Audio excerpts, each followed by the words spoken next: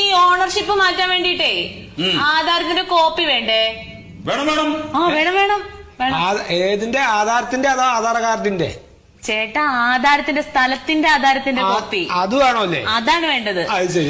സാറേ വേറെ എന്തൊക്കെയാ വേണ്ടേ?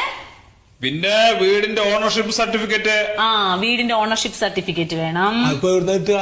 അതെവിടുന്ന് കിട്ടാ? അത് പഞ്ചായത്തിൽ നിന്ന്. ആ അത് പഞ്ചായത്തിൽ നിന്ന് കിട്ടും. പിന്നെന്താ വേണ്ടേ? പിന്നെ 200 രൂപയുടെ 2 മുദ്രപത്രം. ആ 200 രൂപയുടെ 2 മുദ്രപത്രം. പിന്നെയോ? പിന്നെ കരമടച്ച രസീതിന്റെ കോപ്പി. ഓ കരമടച്ച രസീതിന്റെ കോപ്പി. അല്ല സാറേ അത് വേണോ? വേണം വേണം വേണം വേണം. പിന്നെ തിരിച്ചറിയൽ രേഖകളുടെ കോപ്പി. തിരിച്ചറിയൽ രേഖകളുടെ കോപ്പി.